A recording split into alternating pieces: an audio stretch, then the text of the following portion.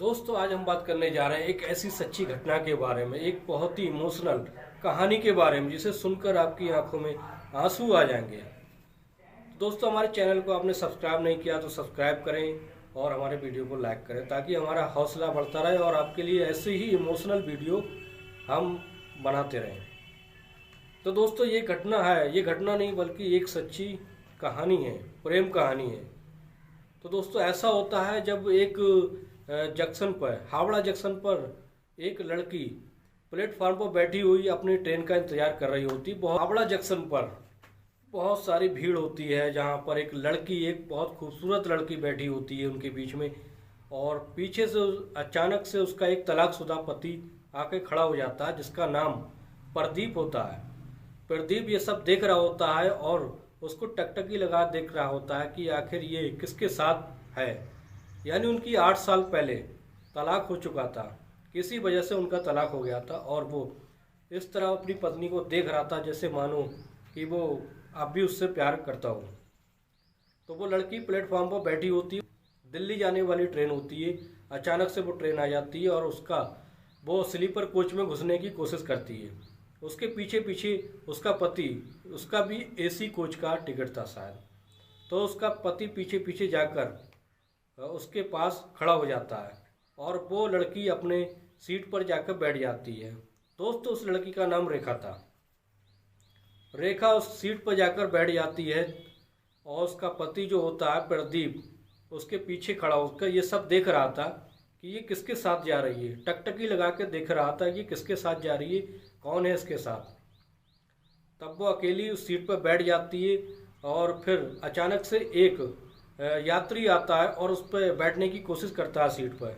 तो वो रेखा मना कर देती कि नहीं, इस पर आप नहीं बैठ सकते, ये मेरी सीट है।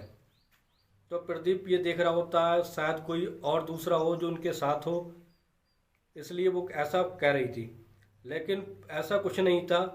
अचानक से फिर एक दूसरा और यात्री आ जाता है, वो भी बैठने की कोशिश करता है। तो रेखा इस तरह दूसरे को भी मना कर देती है। फिर प्रदीप ये सब देख रहा था, फिर प्रदीप जाकर अचानक से उससे ये कहता है, क्या मैं यहाँ बैठ सकता हूँ, उसकी सीट पर बैठ सकता हूँ। तो पता नहीं क्यों वो उससे अचानक हाँ हाँ कर देती है और वो विंडो वाली सीट पर जाकर प्रदीप बैठ जाता है। लेकिन प्रदीप ने तो उसे अच्छी तरह से पहचान लिया था, लेकिन उसको पहचानने में थोड़ा टाइम लगा रेखा को। रेखा टकटकी लगाए उसे देखती रही और देखने के बाद कुछ देर बाद उसने पहचान लिया कि ये वही लड़का है जिससे उसका 8 साल पहले तलाक हुआ था। प्रदीप उससे ये पूछता है कि आप दिल्ली अपना इलाज कराने जा रही हो क्या। तो वो रेखा कहती है नहीं। तो प्रदीप कहता है कि अभी आपने तो कहा कि आपकी तबीयत खराब है इसलिए आप आराम करना चाहती हो। तो प्रदीप ने कहा कि मुझे लगा कि आप इलाज कराने जा रही हो। तो रेखा कहती है नहीं, ऐसी कोई बात नहीं, दिल्ली में किसी काम से जा रही हूँ। तो इस तरह से दोनों में बातचीत चालू हो जाती है। अचानक से एक यात्री और आ जाता है जिसकी आधी सीट होती है, जो सीट उससे शेयर करता है। और पहले तो वो रेखा उसे मना कर देती कि नहीं ये मेरी सीट है। जब वो टिकट दिखाता है तो वो कहती हाँ आप बैठ सकते हो। तब वो यात्री जो है वो विंडो वाली सीट पर जाकर बैठ जाता है। तब उसका प्रदीप जो है वो अपनी पत्नी के पास आकर बैठ जाता है। तो दोस्तों कुछ देर बाद रेखा प्रदीप से पूछती है, मेरे पास 2 रोटी हैं, यानी अपना टिफिन निकालती है और कहती मेरे पास 2 रोटी हैं, क्या आप खाओगे। तो प्रदीप कहता है कि 2 रोटी में ना आपका भला होगा ना मेरा भला होगा, इसलिए आप खा लो। फिर कुछ देर बाद एक बिरयानी वाला आ जाता है, तो बिरयानी वाले से बिरयानी लेकर दोनों खा लेते हैं। फिर इस तरह से दोनों में बातचीत चालू हो जाती है। बातचीत का सिलसिला जब चालू होता है तो प्रदीप कहता है, क्या आपने शादी कर ली क्या, या आपकी शादी हो गई। तो रेखा कहती है नहीं, मैंने शादी अभी नहीं की है, इसी सिलसिले में मैं दिल्ली जा रही हूँ। तो मेरी सहेली है जो उसने रीना ने मुझे बताया कि एक अच्छा लड़का है दिल्ली के अंदर, मैं उससे शादी करना चाहती हूँ। तो इस तरह से प्रदीप ने कहा, बहुत अच्छी बात है, आप शादी करना चाहती हैं। रेखा कहती है कि अब तो आपने खाना पीना क्या छोड़ दिया, अब तो पहले से तो आप ज़्यादा खाते पीते होंगे। उसकी बात का इशारा समझकर प्रदीप कहने लगता है कि नहीं, ऐसी कोई बात नहीं है, मैंने सब कुछ छोड़ दिया है। उसका मतलब ये था कि प्रदीप शराब पीने से, यानी पहले वो शराब बहुत ज़्यादा पीता था, जिसकी वजह से उनका तलाक हुआ था। शराब पी के उसको मारता था और गाली गलौज करता था, जिस वजह से उसकी आदत इतनी ज़्यादा ख़राब हो गई थी कि उसके लड़की के सास ससुर ने भी, रेखा के सास ससुर ने भी ये कह दिया था कि बहू तुम कोई अलग ही अपना निवास ढूंढ लो, इससे तुम्हारी ज़िंदगी नहीं कटने वाली, ये तो बहुत ही नालायक है, ये तुम्हारे लायक नहीं रहा है, इसलिए तुम चाहो तो दूसरी शादी कर लो और इससे तलाक ले लो। ये बात समझाते हुए उन्होंने रेखा से ये कहा था, लेकिन रेखा प्रदीप से बहुत ज़्यादा प्यार करती थी, वो उससे अलग नहीं होना चाहती थी। इन्हीं आदतों की वजह से वो ने तलाक लेकर 8 साल पहले छोड़कर चली आई थी। अब ऐसे ही होता है दोस्तों, धीरे धीरे इन दोनों में बातचीत होने लगती है। तो फिर रेखा कहती है क्या तुम अब शादी नहीं करना चाहोगे? तो प्रदीप ने कहा कि अब तो मैं पहले से बहुत ज़्यादा सुधर चुका हूँ, अब बहुत अच्छा काम करता हूँ, लेकिन गांव में तो मेरा रिकॉर्ड ख़राब हो गया था, कोई लड़की मुझसे शादी नहीं करना चाह रही थी, इसलिए मैं सब कुछ घर बार अपना लेकर दिल्ली आ गया, माता पिता को लेकर दिल्ली आ गया। वहाँ मेरा बहुत अच्छा कारोबार है और मैं बहुत ही अच्छी तरीके से रहता हूँ। ये सुनकर मानो कि रेखा के मन में कुछ अजीब ख्याल आ रहे थे, जैसे कि वो चाह रही थी कि फिर से दोबारा वो उससे मिल जाए, यानी उससे दोबारा शादी कर ले, लेकिन वो अपनी जुबान से नहीं कह पा रही थी। और यही प्रदीप भी यही चाह रहा था कि काश इतनी खूबसूरत पत्नी को, जिस वजह से मैंने मारा पीटा छोड़ दिया था, काश वो दोबारा से मेरे पास आ जाए, लेकिन वो अपनी जुबान से नहीं कह पा रहा था। तो इस तरह से सफ़र आगे बढ़ने लगता है और ट्रेन अपनी रफ्तार के साथ चलने लगती है और अचानक से इसमें खिड़की से एक ठंडी हवा आने लगती है। कुछ देर बाद काफ़ी ठंड बढ़ने लगती है। तभी रेखा कहती है प्रदीप से कि आपको ठंड लग जाएगी, और वो अपना कंबल निकालती है और प्रदीप को देने लगती है कि आप ओढ़ लो, आपको ठंड लग जाएगी। तभी प्रदीप कहता है कि नहीं, मुझे ठंड अब नहीं लगती है। क्यों पुराना वाक्य याद करके वो कहता है कि मुझे ठंड नहीं लगती है। तो दोस्तों कुछ ऐसा ही हुआ था कि इन दोनों के लड़ाई झगड़े, शादी जो तलाक से पहले इनके लड़ाई झगड़े हुए थे, उसमें ऐसा हुआ था कि रजाई को लेकर दोनों में मारपीट हुई थी, जिससे रेखा ने उसकी रजाई में पानी डाल दिया था और इस वजह से दोनों रात भर बिना रजाई के सोए थे। तो ये प्रदीप कहता है कि अब मुझे ठंड नहीं लगती, क्योंकि अब मेरी आदत सी पड़ गई है। अब ये बात जब रेखा सुनती है तो मन ही मन में मुस्कुराने लगती है और कहती है इसमें ज़रूर आपकी ही गलती रही होगी। तो प्रदीप कहता है नहीं, मेरी गलती नहीं थी। रेखा अपना कंबल बैग से निकालती है और दोनों ओढ़कर पति पत्नी की तरह लेट जाते हैं, यानी सोचने लगते हैं कि इतनी अच्छी पत्नी, प्रदीप सोचता है कि इतनी अच्छी पत्नी थी मेरी, इतनी सुंदर थी कि क्यों मैंने इसको छोड़ दिया, क्यों इस शराब की वजह से मेरी पत्नी मुझसे अलग हो गई, क्या ऐसा नहीं हो सकता कि दोबारा ये मुझे मिल जाए।